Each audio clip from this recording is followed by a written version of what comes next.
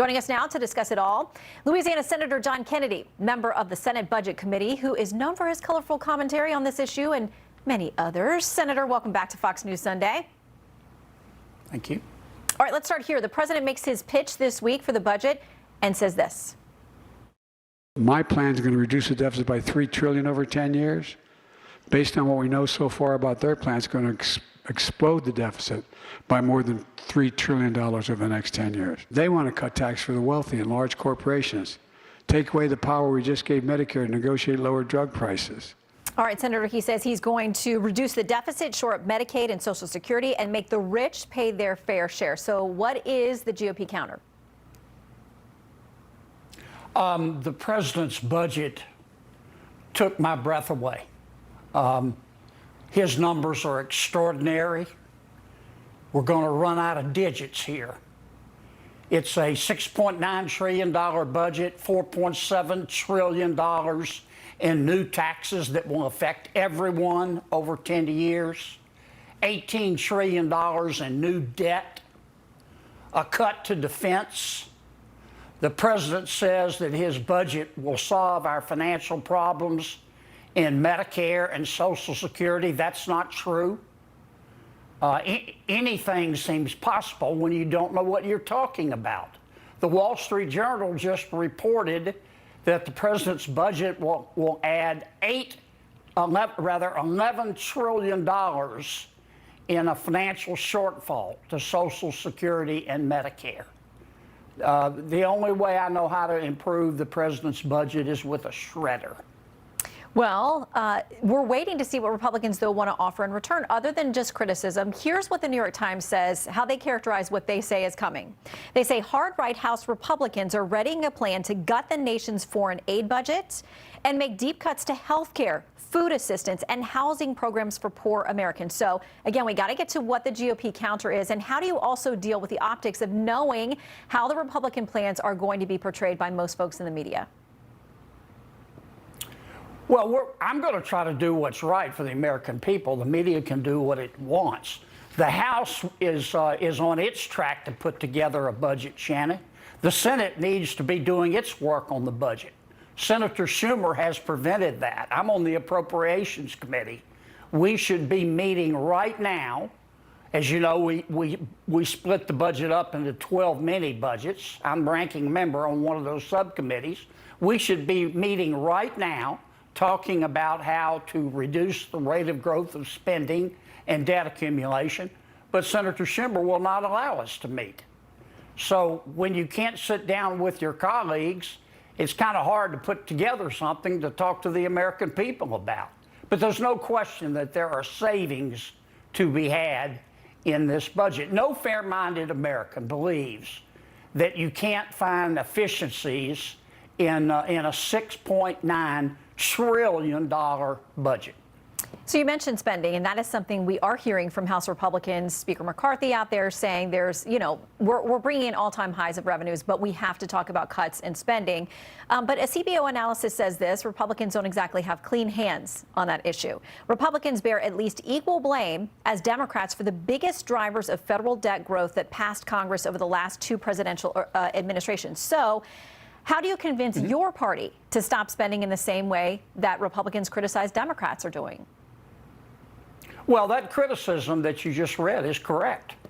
There have been any number of bills passed with Republican support in the Senate that added to spending. I didn't vote for them. I'll give you one example. We just passed a $40 billion subsidy for big tech. It's called the CHIPS bill.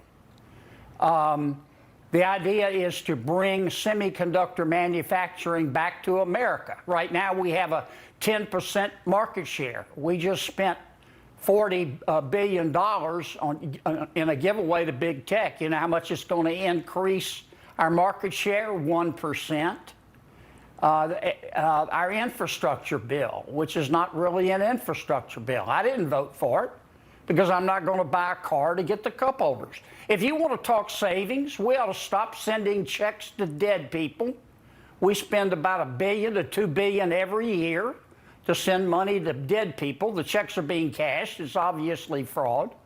The president's plan to have the American people pay for student debt cost $400 billion on over 10 years. We already had a plan to repay student debt. It's called a job. We ought to get rid of that.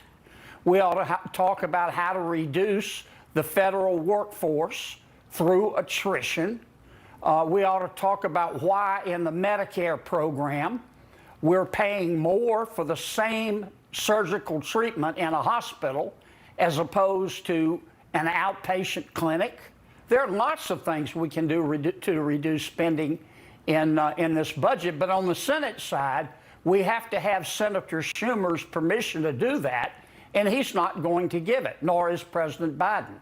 Well, the White House does say they're folding in, I guess, $1.6 billion that will be aimed at fraud and going after things that you mentioned. And of course, we're waiting to see what the Supreme Court says about the executive decision on forgiving student loans. So we'll stand by on those. Meantime, entitlements are getting a lot of attention. Republicans have repeatedly said they're not going to cut them. The White House has repeatedly said you need to be afraid if you're getting these benefits. Here is what GOP presidential candidate Nikki Haley said this week.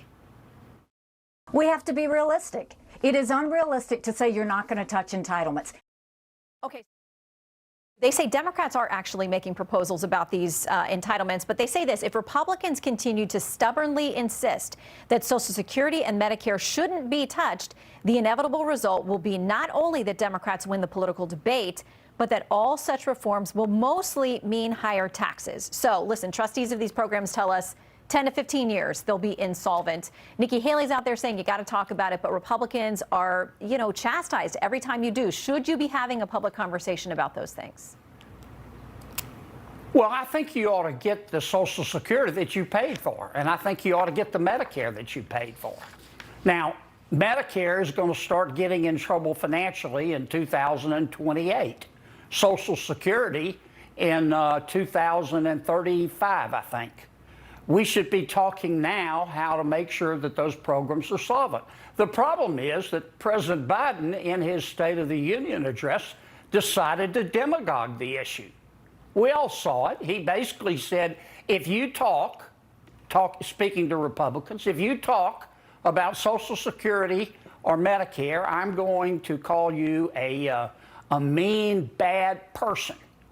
And that just took the issue off the table when the president decided to demagogue it. It was, you can only be young once, but you can always be immature. And I thought it was a very immature thing to do. So you think there need to be conversations then about something, whether it's changing the age for people who are not yet paying into these benefits, future changes, current changes? Well, of course we ought to talk about it. I mean, the life expectancy of the average American right now is about 77 years old. For people who are in their 20s, their life expectancy will probably be 85 to 90. Does it really make sense to allow someone who's in their 20s today to retire at 62? Those are the kind of things that we should talk about. There are changes in Medicare we should talk about. Let me say it again. Medicare pays much more for the same surgical procedure in a hospital as it does in a private outpatient clinic. Why? There are a lot of things we could talk about, but President Biden has taken that issue totally off the table. He says he has fixed it in his budget. And that's nonsense. That's nonsense on a stick. It looks like that's going to be done through increased taxes, which I know Republicans are thumbs down on that. I want to ask you about the border quickly. But it still leaves a shortfall. It still leaves $11 trillion shortfall. So when the president says I fixed the problem, with all due respect, he's not telling the truth. Yeah, there is definitely a debt component to what he's proposing out there. That's pretty hefty. I want to ask you about the border because there's talk of taking cartels, designating them as foreign terrorist organizations. There's also talk about whether or not you get the U.S. military involved. Former AG Bill Barr's got a very interesting piece in the Wall Street Journal where he talks about if our country is under threat, we should have operations, including within Mexico. Where do you stand on that? I think Attorney General Barr is correct. Look, the cartels, we know who they are. They're killing Americans on both sides of the border. And the fact is that the American military could partner with the Mexican military and the Mexican police, and we could wipe out the cartels. But President Lopez Obrador in Mexico refuses to do that. And when Senator Graham and I talked about the issue this week, President Biden said it was a bad idea. And the truth is that President Biden believes in open borders. The cartels don't seem to bother him. And President Lopez Obrador, he can answer for himself. But I don't understand why he would turn down American help to get rid of cartels that are killing his people and our people. Just very quickly, to be clear, if the U.S. wasn't in a partnership of some kind with Mexico, its military, its law enforcement, does the U.S. military have any role within Mexico, short of that cooperation? No, we can't. No, we can't go into Mexico without Mexico's permission. Just want to be clear. All right, Senator Kennedy, great to see you. Thank you so much. Thank you, Shannon.